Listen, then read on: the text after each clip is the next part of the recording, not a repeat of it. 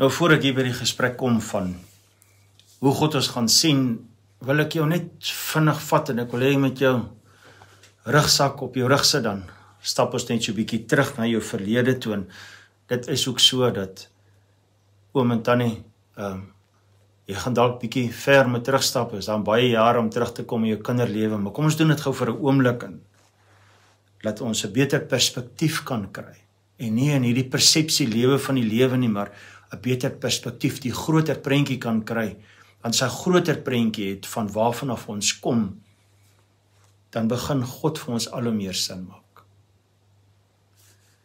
En die groter prentjie is, ek en jy het al twee ouers gehad, en hierdie ouers wat ons gehad het, het die verantwoordelikheid gehad om ons behoefte na behoort te vervul. En dan moes hulle ons geleer het wat ek en jy moet maak met hierdie behoefte na behoort. Hulle moes ons geleer het om 'n onbewustelike verdedigingspatroon voor te sit, maar 'n bewuslike verdedigingspatroon. Ja, ons moet onsself beskerm, dit is waar. Nou, hoekom sal ons 'n onbewuslike verdedigingspatroon voorsit? Kom ons dink gou waaroor ons dink. Toe ek en jy gebore is, wat is die heel eerste ding wat ons gedoen het? Ons het 'n fenominale bek gaan opsit. En ons het vir hierdie wêreld 'n boodskap gegee. Daar waar julle my nou plaas, buite die vrugwater, sonder 'n kombers, met klomp skerp ligte, en ouens wat met maskers rondloop. Ek is nie tevrede nie. So, ons het 'n verskriklike bek gaan opsit en ons het met emosie te kenne gegee. Ons is ontevrede. En toe gebeur daar 'n baie interessante ding. En dit is eintlik half vir my komies as ek die prentjies sien. Die dokter, die suster, die mamma, die pappa, almal wat betrokke is, begin hardloop en gee opdragte. En al wat nou moet gebeur is, hierdie klein seentjie, hierdie klein dogtertjie moet nou in 'n gemaksone geplaas word. En daar besef ons brein, as ek 'n bek opsit, luister die wêreld. En ek en jy begin daai patroon vestig in ons stelsel, en wanneer ons nou klaar gedrink het in mamma se bors, en ons het nou klaar die melkies gekry, en ons het 'n warm kombersie gekry, en soos tjoepstal, tot ons weer voel, maar ons behoort nie. Tot ons weer voel, maar dis mos nou onregverdig wat julle aan my maak. Julle het my nou uit hierdie vrugwater uitgehaal, en nou begin ek pyne ervaar wat ek nie gehad het van hongerte. En dan begin ek en jy weer 'n bek opsit, en as ons 'n bek opsit, dan begin spring die hele huishouding, en almal kom weer in hulle gee vir ons die gemaksone.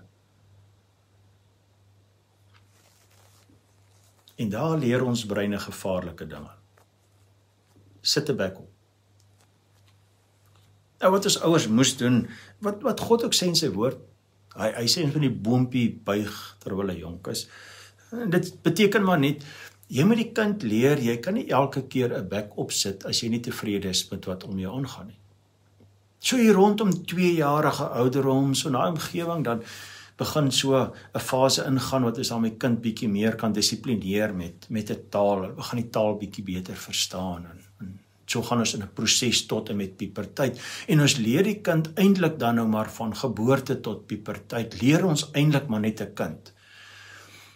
Jy kan nie dat jou emosie jou denke oordonder nie.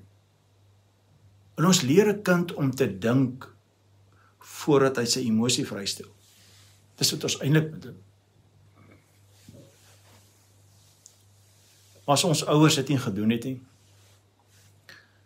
dan het ons deur die eerste fase van ons lewe gegaan tot einde by puberteit, tweede fase van puberteit tot volwassenheid, so jou hoërskooljare, en dan het ek in ons derde fase gekom, dis ons volwasse menslewe.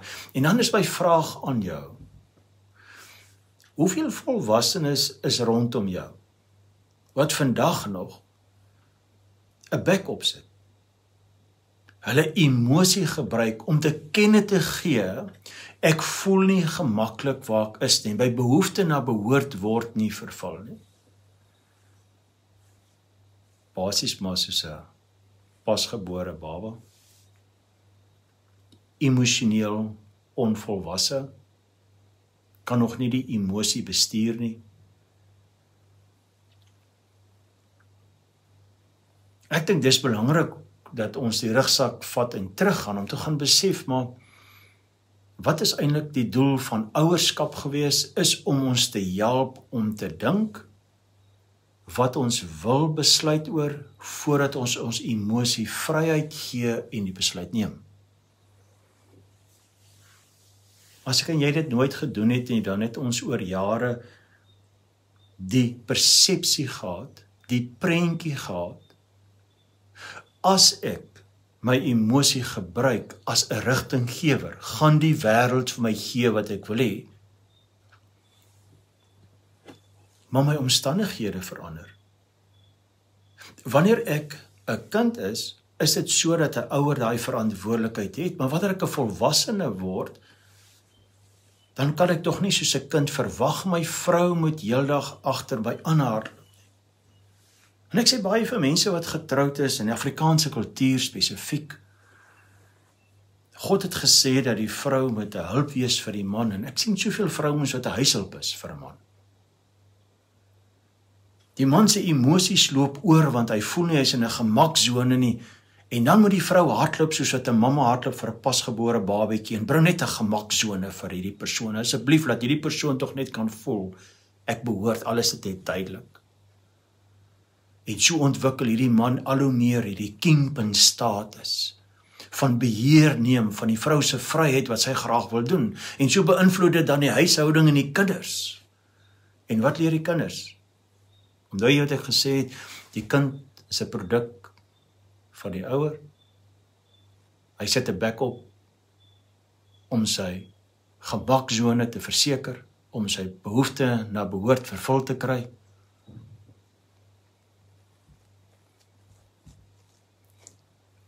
Ons moet soms net gaan sit en dink waaroor ons dink. Die lewe is eintlik regtig baie eenvoudig. Dit is disfunksionele emosie wat hom gekompliseerd maak.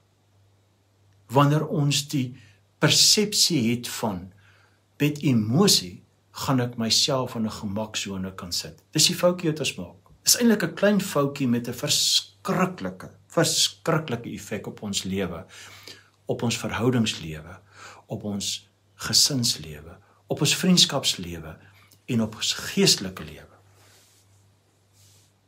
En jy kan 'n hele paar gesprekke nog voer rondom dit, en ons gaan stap vir stap deur hierdie proses gaan om te besef, die persepsie wat ek en jy het, dat emosie gaan my behoefte na behoort vervul, is dalk onbewustelik so, maar dit het 'n baie negatiewe effek op ons lewe.